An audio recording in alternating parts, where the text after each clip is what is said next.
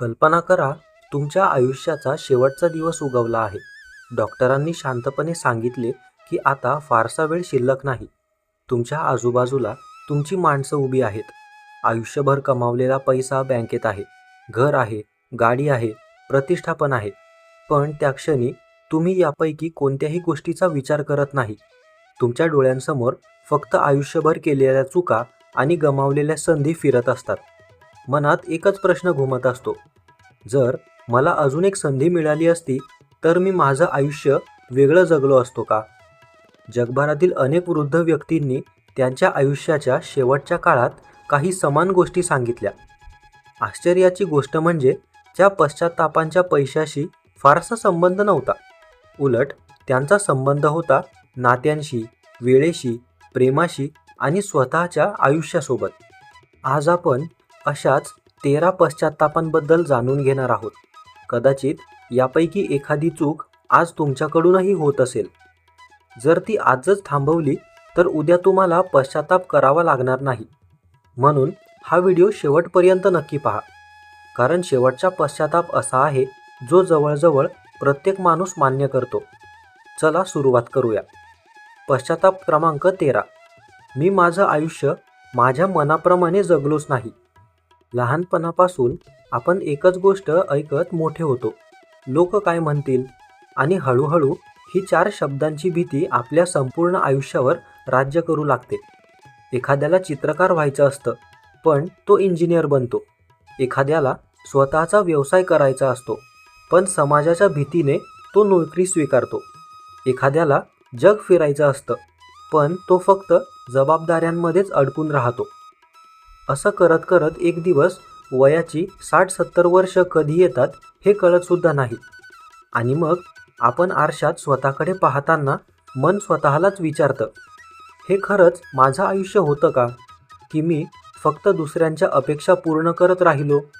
दुसऱ्यांचा सल्ला घेणं चुकीचं नाही, पण स्वतःची स्वप्न कायमची गाडून टाकणं ही आयुष्यातील सर्वात मोठी चूक आहे.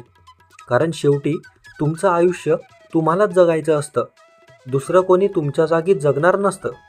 म्हणून स्वतःला एक प्रश्न विचारा, मी जे करत आहे ते माझ्या मनाला खरंच आनंद देत आहे का? जर उत्तर नाही असेल तर अजूनही वेळ गेलेली नाही.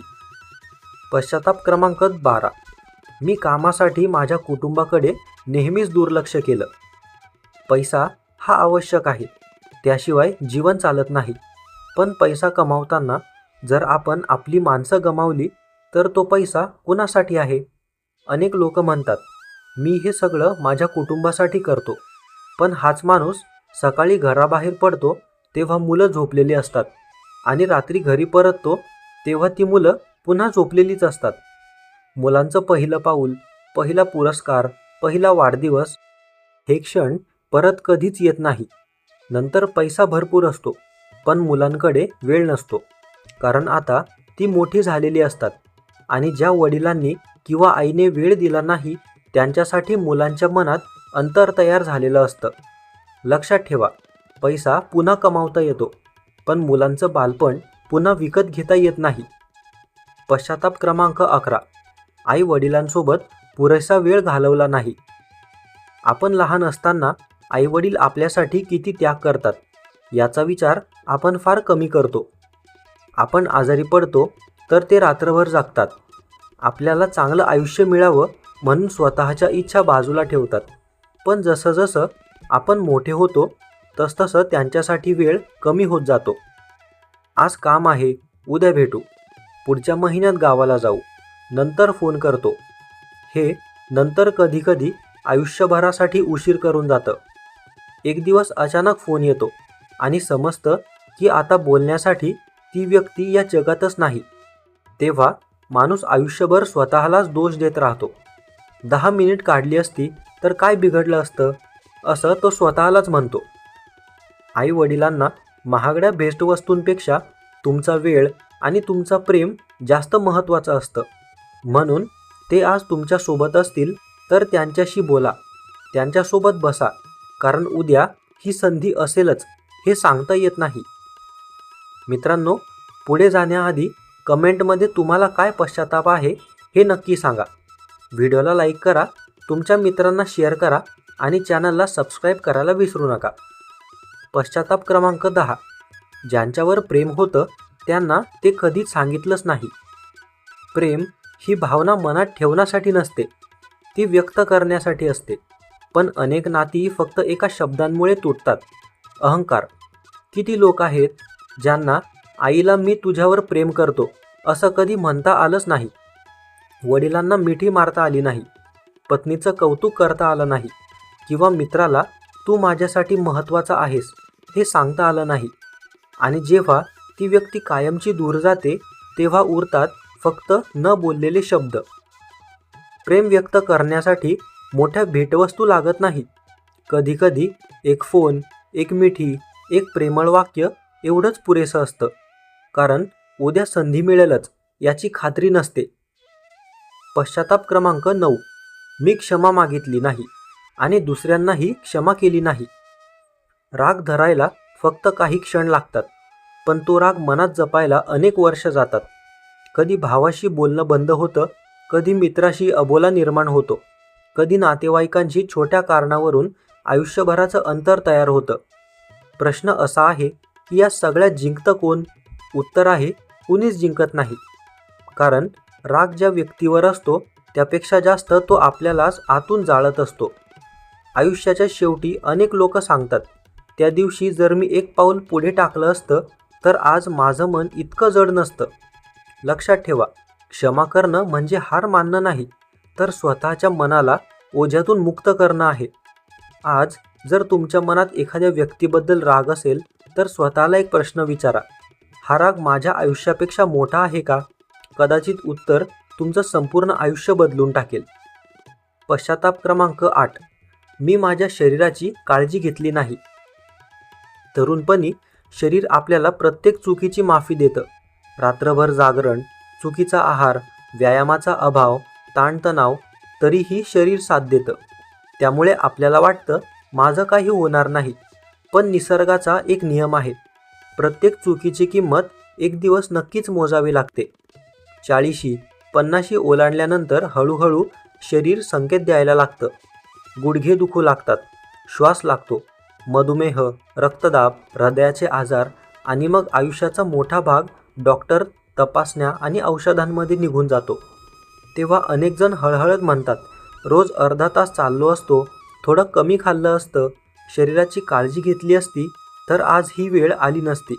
लक्षात ठेवा, पैसा संपला तर पुन्हा कमावता येतो, पण बिघडलेलं आरोग्य नेहमीच पूर्णपणे परत मिळेल याची खात्री नसते. आज तुम्ही तुमच्या शरीरासाठी जे कराल त्याचं फळ तुम्हाला वृद्धापकाळात मिळणार आहे. पश्चाताप क्रमांक 7. मी माझ्या मित्रांना नेहमीच गमावलं. लहानपणी मित्रांशिवाय एक दिवसही जात नव्हता. शाळा, खेळ, गप्पा, हसणे, आयुष्याचा प्रत्येक आनंद मित्रांसोबत वाटला जायचा. पण जसं जसं वय वाढतं तसं तसं आपण म्हणायला लागतो, वेळ नाही. एका फोनसाठी वेळ नसतो, एका भेटीसाठी वेळ नसतो आणि हळूहळू वर्षानुवर्षे संपर्कच तुटून जातो. एक दिवस सोशल मीडियावर किंवा कोणाच्या तोंडून समजतं, अरे तो आता या जगात नाही. आणि मग मनात एकच विचार येतो, एकदा भेटलो असतो, एकदा बोललो असतो तर चांगलं झालं असतं. मित्र हे फक्त आनंदाचे साथीदार नसतात, ते आपल्या आयुष्याच्या आठवणींचा सर्वात मोठा खजिना असतात. म्हणून आजच एखाद्या जुन्या मित्राला फोन करा, कारण काही नाती जपण्यासाठी फक्त 2 मिनिटं पुरेशी असतात. पश्चाताप क्रमांक 6. मी आनंद नेहमी उद्यावर ढकलत राहिलो.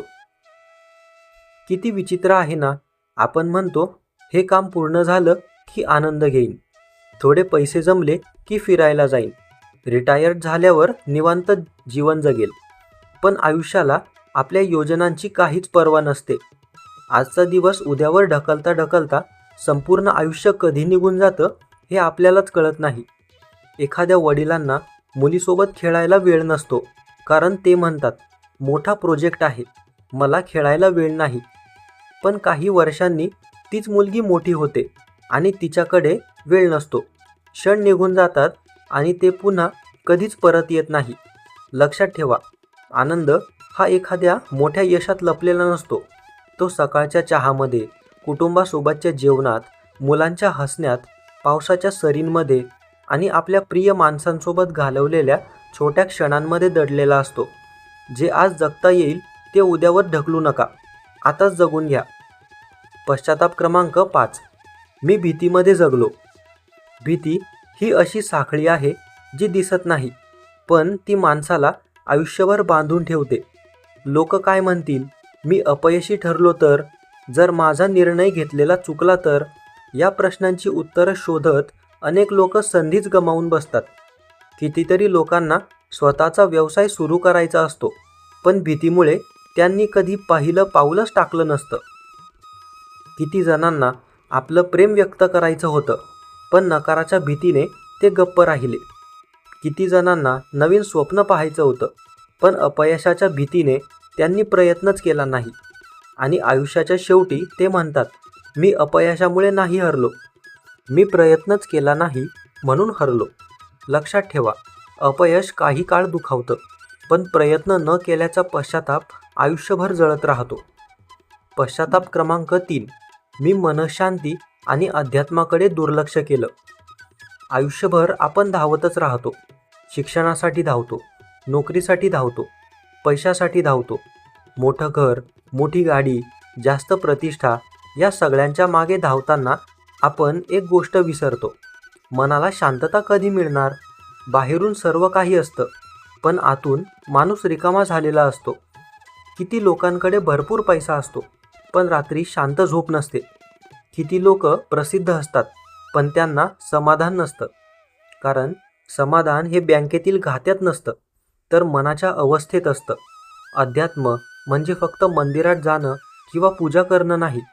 अध्यात्म म्हणजे स्वतःशी संवाद साधणं, स्वतःच्या चुकांचा स्वीकार करणं, मनातला द्वेष, मत्सर आणि अहंकार कमी करणं, दररोज काही मिनिटं शांत बसणं, देवाचं स्मरण करणं, कृतज्ञता व्यक्त करणं. या छोट्या सवयी आयुष्याचा शेवट आनंदी करू शकतात.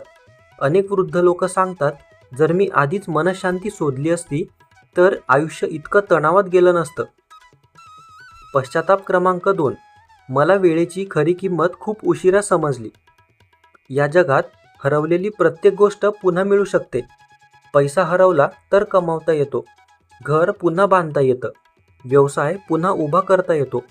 पण वेळ ही अशी संपत्ती आहे जी एकदा हातातून निसटली की पुन्हा कधीच परत येत नाही. घड्याळाचा प्रत्येक काटा आपल्याला एकच गोष्ट सांगत असतो, तुमचं आयुष्य कमी होत चाललं आहे. पण आपण ते ऐकत नाही. आपण विचार करतो, अजून खूप वेळ आहे. पण खरंच आहे का? कालपर्यंत जे आपल्या सोबत होते त्यापैकी किती जण आज आपल्यात नाहीत? आयुष्य कोणालाही सांगून थांबत नाही. म्हणून प्रत्येक दिवस हा शेवटचा दिवस असल्यासारखं जगा. प्रत्येक भेट ही शेवटची भेट असू शकते, या जाणीवेने आपल्या माणसांची वागा. कारण शेवटी माणूस असं कधीच म्हणत नाही, मला अजून पैसा हवा होता. तो फक्त एवढंच म्हणतो, काश मला थोडा अजून वेळ मिळाला असता. आणि आता सर्वात मोठा पश्चाताप. मित्रांनो, पुढे जाण्याआधी कमेंटमध्ये तुम्हाला काय पश्चाताप आहे ते लिहून सांगा. व्हिडिओला लाईक करा, तुमच्या मित्रांसोबत शेअर करा आणि चॅनलला सबस्क्राईब करायला विसरू नका. पश्चाताप क्रमांक 1. मी आनंदी राहण्यासाठी नेहमी उद्याची वाट पाहिली. हा पश्चाताप जवळजवळ प्रत्येकाच्या आयुष्यात असतो. आपण म्हणतो, हे काम पूर्ण झालं की आनंदी होईल, घर झालं की सुख मिळेल, मुलं मोठी झाली की निवांत जगू, रिटायर झाल्यावर आयुष्याचा आनंद घेईल. पण आयुष्याला उद्या माहीत नसतो, ते फक्त आज देतं आणि आपण तो आज सतत उद्यावर ढकलत राहतो. कल्पना करा, एक वृद्ध माणूस हॉस्पिटलच्या बेडवर पडला आहे. त्याच्याकडे पैसा आहे, संपत्ती आहे, पण शरीर साथ देत नाही. तो खिडकीतून बाहेर खेळणाऱ्या मुलांकडे पाहतो आणि त्याच्या डोळ्यात पाणी येतं. तो स्वतःशीच म्हणतो, मी आयुष्यभर जगण्यासाठी तयारी करत राहिलो, पण खरं जगणंच राहून गेलं. किती मोठं सत्य आहे हे. आपण आयुष्याची तयारी करण्यात इतके व्यस्त होतो की आयुष्य जगायलाच विसरतो. आनंद हा भविष्यात नाही, आनंद हा आज सकाळी आईने दिलेल्या चहात आहे, वडिलांच्या चेहऱ्यावरच्या स्मितात आहे, मुलांच्या खळखळून हसण्यात आहे, पत्नीच्या किंवा पतीच्या 2 प्रेमळ शब्दात आहे. मित्रांसोबतच्या जुन्या आठवणींमध्ये आहे आणि सर्वात महत्त्वाचं म्हणजे तुम्ही जिवंत आहात या गोष्टीचंच आहे. संपूर्ण व्हिडिओ बघितल्याबद्दल खूप खूप आभार.